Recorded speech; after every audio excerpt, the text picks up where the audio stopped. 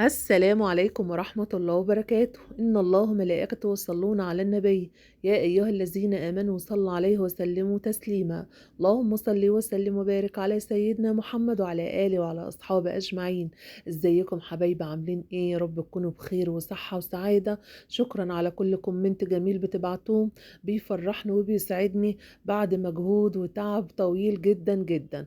ربنا يبارك فيكم ويحفظكم ويخليكوا ليا واكون قد المسؤولية ان شاء الله. هنا النهاردة بقى هنعمل ملكة العزومات، مكرونة بالبشاميل، وهنعمل وراك بخلطة زبادي ومايونيز وطماطم. ان شاء الله يا رب تعجبكم، تغيير عن السلق والتحمير. ان شاء الله هنعملها ونعرف كل اسرار المكرونة الناجحة. هنا كان معايا 4 اوراق، وكان معانا نص بانيه كنت مقطعاه مكعبات بوري لحضراتكم، مغسول كويس جدا في محلول النقع.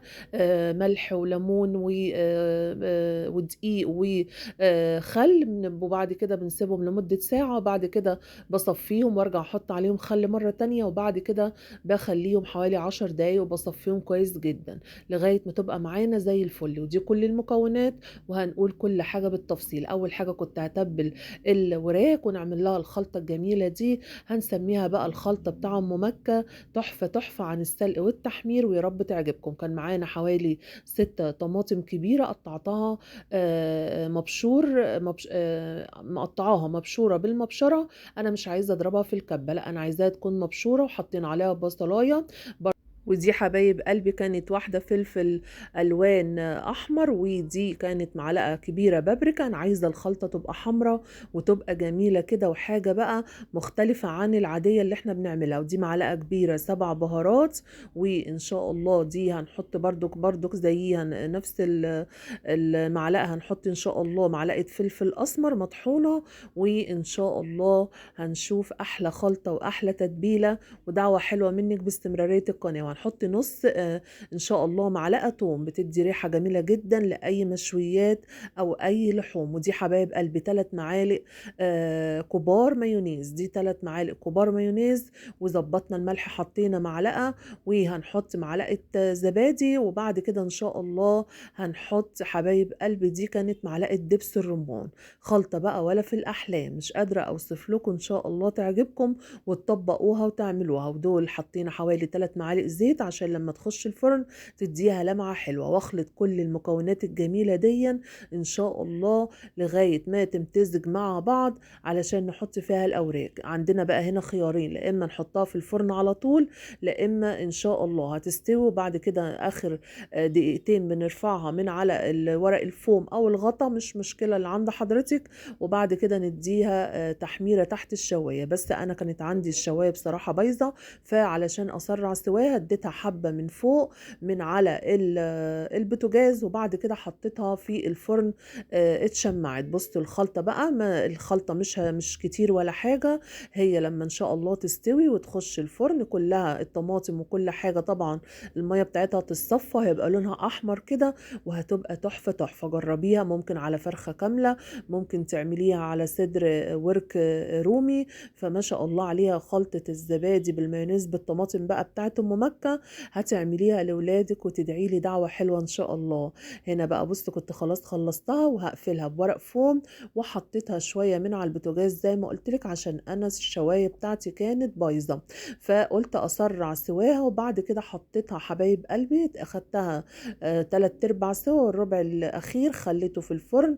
وبعد كده ان شاء الله لما تاخد لون واتاكد ان استوت بطلعها. عايزه تحطيها في الفرن زي ما هي كده مفيش اي مشكله. بصوا زي ما قلت لكم علشان تسرع بس السوا. هنا بقى الميه غليت، هنعمل المكرونه، احلى مكرونه. كنت حطيت معلقتين زيت ومعلقه ملح ان شاء الله، عشان اول حاجه نسلق حبايب قلب المكرونه. كان معايا كيلو مكرونه قلم، وحطيناها يا دوب بتقعد حوالي 7 دقايق على النار، وبنشيلها على طول. احنا على طول المكرونه كلنا عارفين ان هي ما بتقعدش كتير، وما ينفعش ان احنا نغليها كتير. سبتها بقى ال7 ال7 دقايق دول، وعلى طول إيدينا تكون شغالة عشان نخلّص بقى. حطينا معلقتين سمنة كبار ومعلقة زيت، هاشوّحهم ونعمل أحلى عصاج إن شاء الله للمكرونة. أنا بصراحة بقى لي فترة باعمله بالفراخ، أنا ت ت يعني باحبها جدًا، جدًا عن بصراحة عصاج اللحمة، هُم الاتنين باحبهم بس الفراخ أكتر ليها مكانة في قلبي.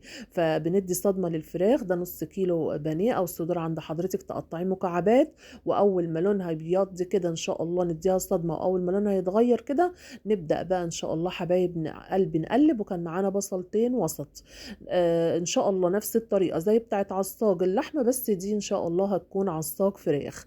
ونشوّح الكلام الجميل ده مع بعض، وأول ما اللون يتغيّر كده والبصل ريحته تطلع، هنحط معلقة كبيرة سبع بهارات ومعلقة فلفل أسمر علشان حبايب قلب التوابل تطلع من الأول، ونفضل نشوّح في الكلام الجميل ده. أحلى عصاج وأحلى صينية مكرونة النهارده إن شاء الله تعمليها. ودي كانت واحدة كاملة فلفل أصفر، ممكن عند حضرتِك فلفل أخضر ما فيش أي مشكلة. أنا مش باقول لِك اعمليها بالتفصيل، بس لو في حاجة بديلة وتنفع ما فيش أي مشكلة، الفلفل الأخضر عادي هيحل محل الفلفل الألوان. وحطينا معلقة ملح حبايب قلبي ونفضل نشوّح فيها. وبُصّوا هنا بقى كنت باورّيكم الجمال بقى والريحة يا بنات، الريحة ما شاء الله عليها تبارك الله، كانت معبية الشقة كلّها، تحفة، تحفة، والخلطة إن شاء الله تعجبكم. هنا كان معايا بقى شِلت من ال6 طماطما طماطم اللي أنا كنت عاملاهم خلطة الأوراق، شِلت حوالي 4 معالق كبار، علشان طبعًا إحنا عارفين أي عصّاج بيحب طماطم. ووسّعت بقى شوية كده، حطيت معلقة توم كبيرة. اعملي بقى الخلطة دي وادعي لأم مكة دعوة حلوة باستمرارية القناة، هتودّي عالصاج بتاعِك في حتّة تانية خالص، ريحة وطعم وجمال مش هتشوفي إن شاء الله بعد كده. وإن شاء الله هتنفع معاكِ أول يوم رمضان، ربنا يا رب يجعله شهر مفترج ومبارك عليكم يا رب. هنا بقى بُصّوا أنا كنت باورّيكم لغاية ما السوائل تنشف، يبقى كده خلاص. هي الفراخ ما بتقعدش كتير على البوتاجاز، يعني ما بتاخدش سِوَى. وأول ما إن شاء الله السوائل شربت كل السوائل بتاع الخضار اتشربت، فأنا شِلتها. هنعمل بقى إيه يا أم مكة؟ هنعمل بشاميل، أحلى بشاميل إن شاء الله. هنا كان معايا حوالي 4 معالق سمنة أو زبدة اللي عند حضرتِك متوفر، وحطيت حوالي برضك زيّهم 4 معالق زيت، لإن هو بصراحة بيحب الدهان الكتير البشاميل يا بنات، علشان الدقيق ما يتلسوعش معانا. ودي كان فنجان دقيق، اللي تقول لِك بقى 4 معالق واللي تقول لِك 5 معالق، لأ دول ما ينفعوش خالص، لازم نعمل بشاميل محترم، علشان هنقول لِك هنعمل بيه إيه ويغطي المكرونة ما تتحرقش منِّك ويطلع زي العسل. ده ما يعادل كوباية ونُص أو كوبايتين إلا ربع اللي هم بتوع المَيّة دقيق، ويكون منخولين. وأول ما يتشوحوا كده حبايب قلبي حطينا عليهم لتر لبن، ده لتر لبن جاموسي أو أكياس ما فيش أي مشكلة حبايب قلبي. وإيدينا ما تتشالش بقى يا بنات، دي أهم خطوة، ما تتشالش خالص. وبعد كده حطيت نُص لتر تاني مَيّة، عندِك شوربة تحطي، بس أنا ما كانش متوفر عندي فحطيت مَيّة ما فيش أي مشكلة، ومعلقة فلفل أسمر. وإن شاء الله هنضبّط الملح بتاعها، وأحلى بشاميل إيدينا ما تتشالش علشان ما يكلكعش معانا.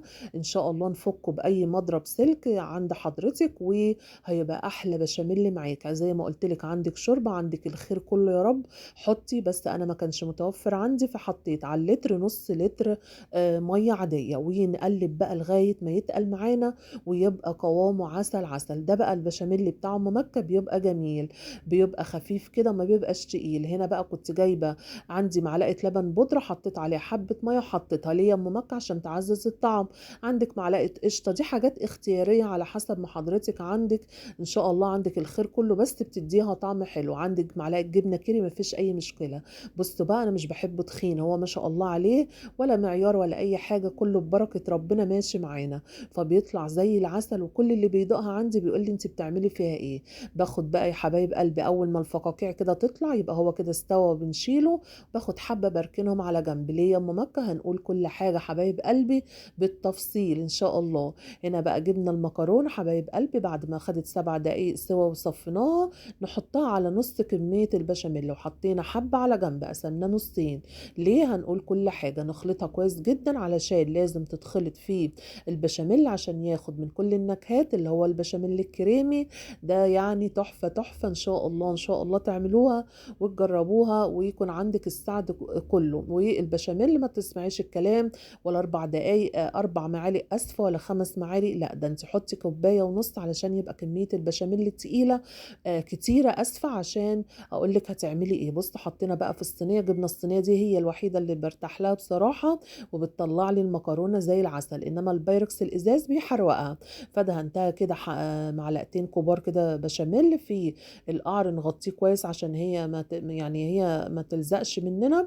وبعد كده ان شاء الله هنحط حبايب قلبي دول كانوا 2 معلقتين كبار او 3 حوالي معالق بقسماط. انا بضربه وبطحنه في البيت وبحفظه في علبة في التلاجة ليا ام مكة علشان ما تلزقش منك، وبيدي تطعيمة حلوة جدا جدا، ما تقلقيش منه. مش عايزة تحطيه ما فيش مشكلة، وبنوزعه على كل الصينية علشان حبايب قلبي ده بيبقى مادة عازلة ما تلزقش معاكي. حطينا بقى نص كمية المكرونة ان شاء الله وهنفردها، وبعد كده هنحط نص العصاج، وبعد كده نص المكرونة التاني، واحلى صينية مكرونة تاكليها ما شاء الله عليها. وكل لما ولادي بقى ياكلوا قطمة، يا ماما انت عاملة ايه في الاكل، ماما انت عاملة ايه، وكل الحمد لله اللي بيدوقها عندي بتعجبه، وكل اللي يمشي بقى يقول لي احنا عايزين صينية زي دي.